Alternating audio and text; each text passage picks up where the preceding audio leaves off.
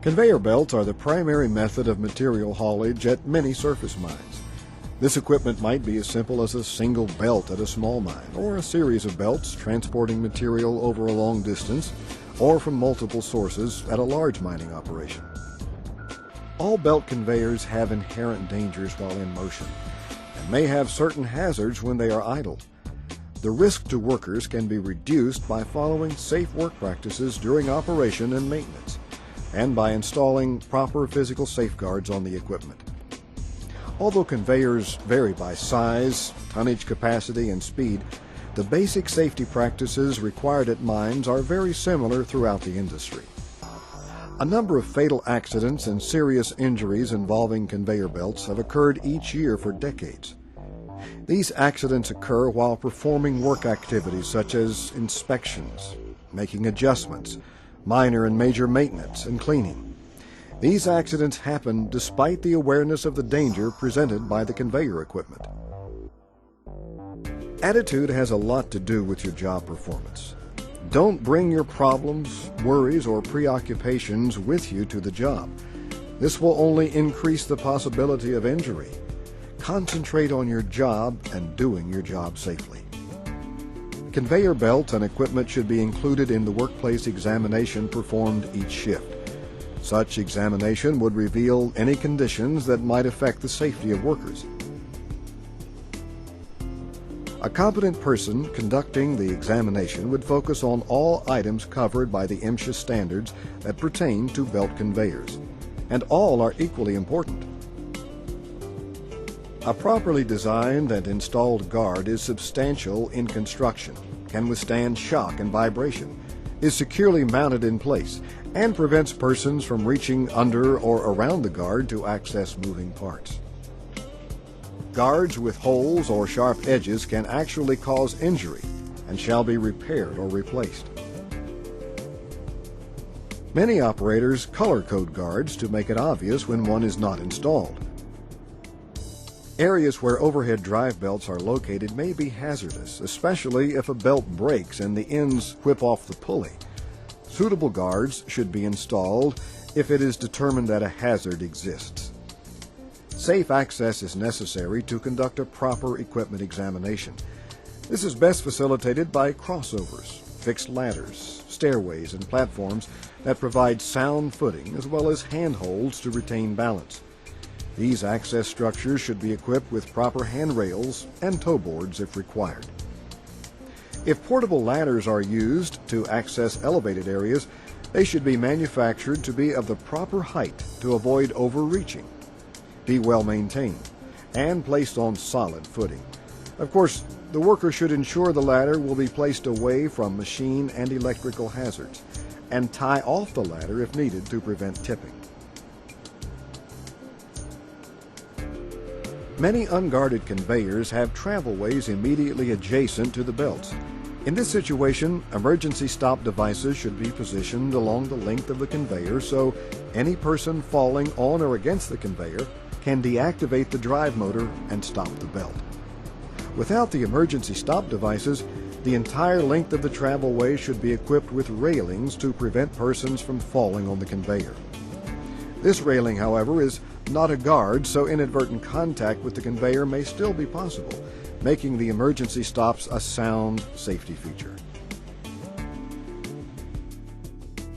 I'm 32, I have 5 kids, and I broke my wrist and I fractured my elbow. I got 2 metal plates in my arm now. Torn muscles and tendons in my arm from a mine accident. The miner was using an aerosol can of belt dressing, and he was reaching around the guard.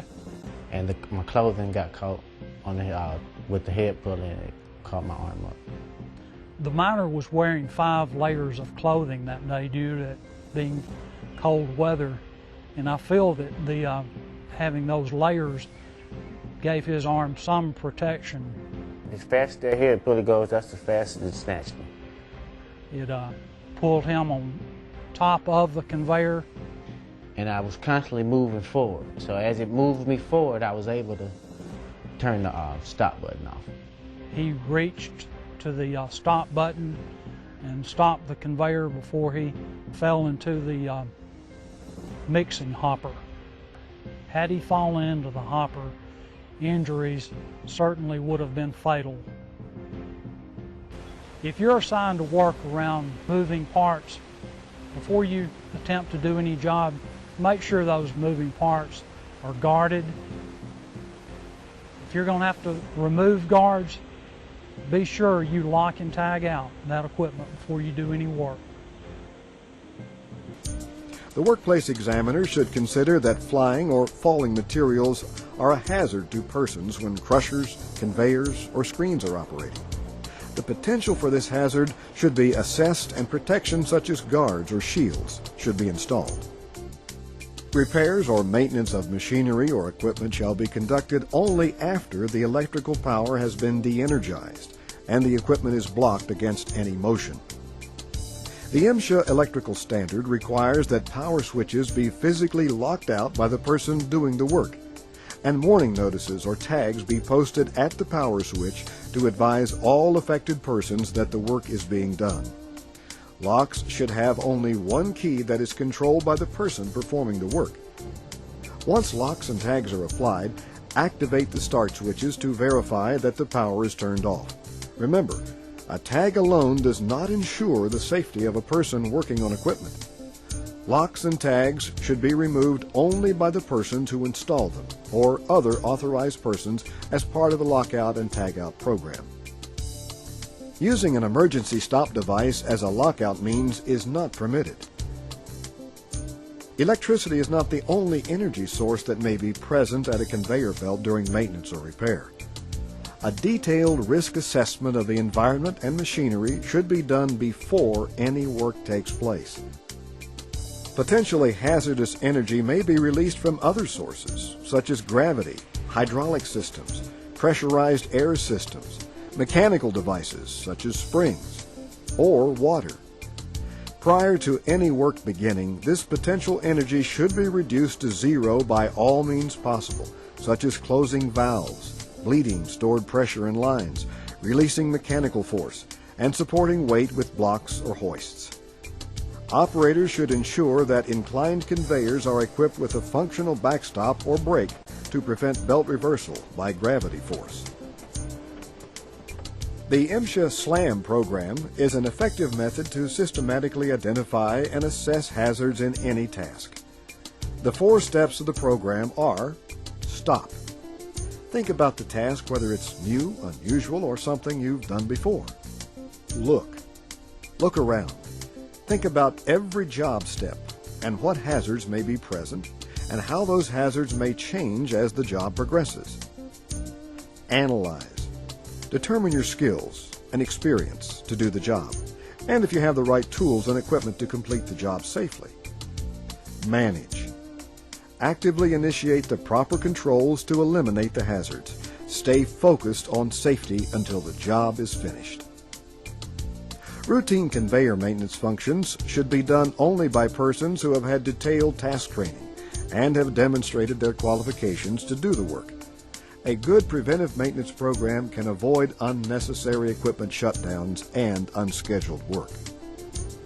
Manual cleaning of conveyor pulleys can only be done safely when the conveyor is completely stopped. Never attempt to clear material from a pulley in motion. Applying belt dressings should not be conducted with the conveyor in motion. However, the dressings may be applied by a pressurized applicator as long as the worker can apply the dressing while he is positioned outside the guards. Conveyor systems have many lubrication points that require frequent service. The lubrication application should be done only when the conveyor is not in motion. An alternative practice is where lubrication extension fittings are installed and the lubrication can be done outside the guards.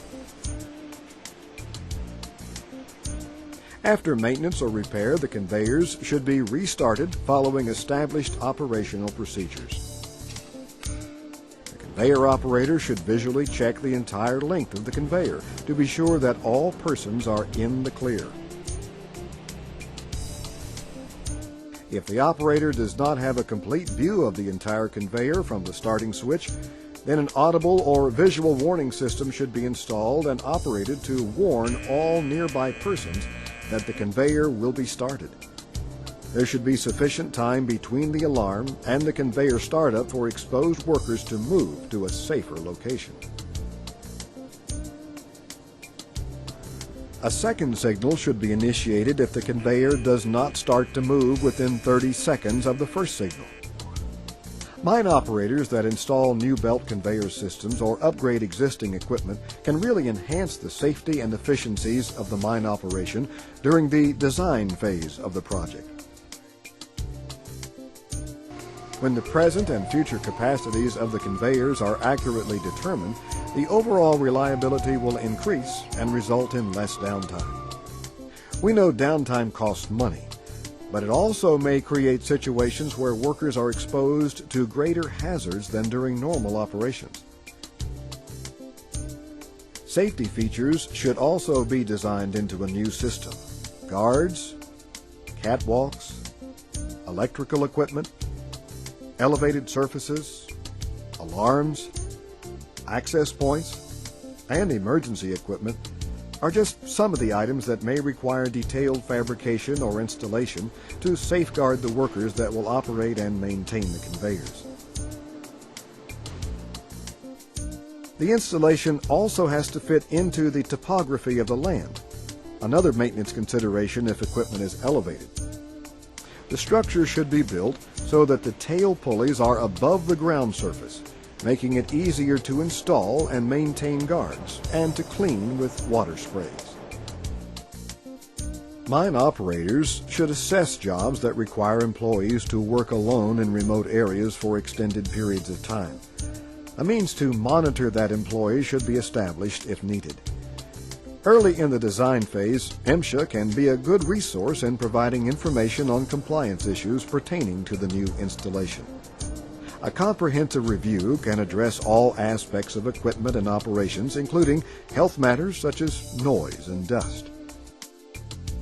Prior to putting the equipment into production, operational procedures and safety practices should be thoroughly reviewed with all miners to ensure that they are clearly understood.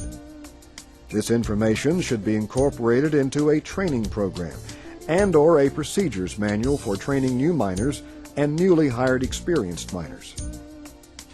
Many persons that were caught in belts or pulleys were performing routine tasks that they have performed for many years. Situational awareness around operating machinery and machine guards are the primary defense against accidents.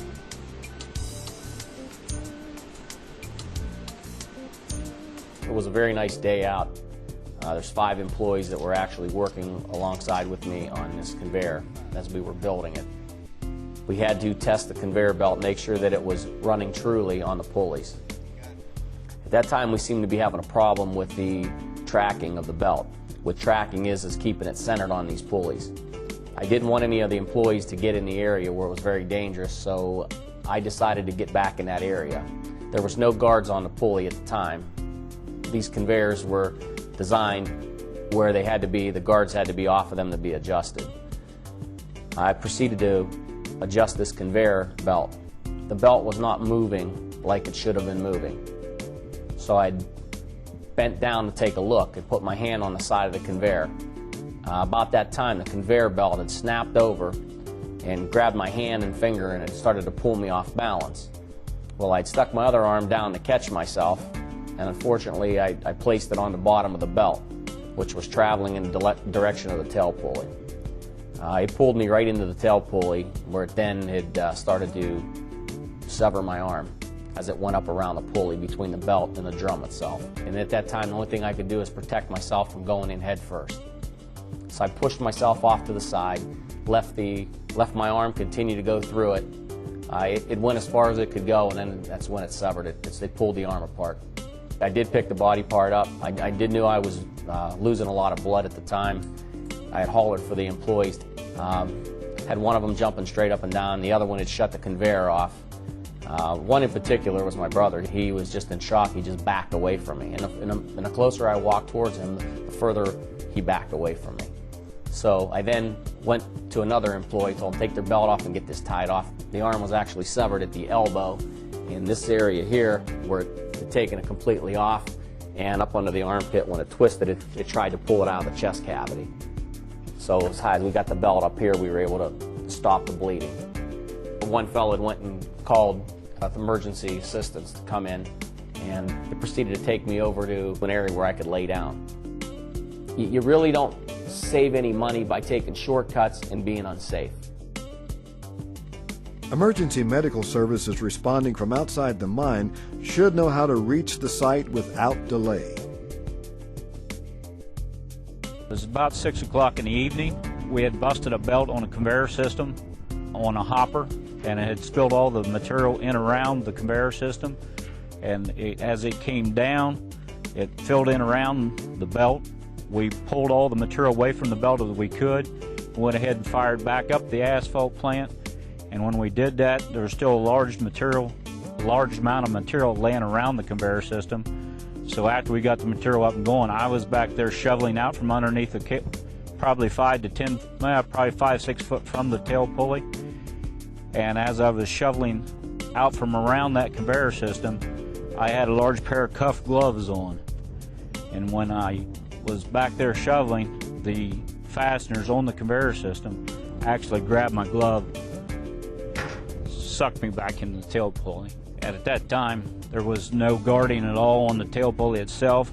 Thank goodness it was a smooth tail pulley, because when I was wrapped up in the conveyor system, if it had been a self-cleaning pulley, it would have probably killed me. At that time, my arm just rolled up in there, and nobody knew I was back there. We had no safety devices, no way of shutting the plant down. By coincidence, we ran out of trucks and they shut the asphalt plant down. And by doing that, it shut the plant down, and the guy that was operating the plant just come out to look around and help me finish shoveling out from underneath there, and he's the one that found me in the conveyor system. Yes, it was completely tore off. I spent 31 days, and thank goodness I run into a doctor who had been in Vietnam, and he was able to start reattaching my arm. And I have full use of it today, but thank goodness for a Vietnam doctor. Conveyors can cause a lot of injuries, and it has in the past. If we're going to stop the conveyor and work on it, lock out, tag out right, block it for motion. Make sure all those things are done, and we won't have any issues. We just want to make sure that as you work on it, that you think about a work plan of what could go wrong, can go wrong, and know what to do if you have to respond to it. That's what we want to make sure you do. Make sure that you're safe with it all the time, because what you do is important to us. If you see your fellow worker doing unsafe practice, point it out to him. You may be the person that saves his life.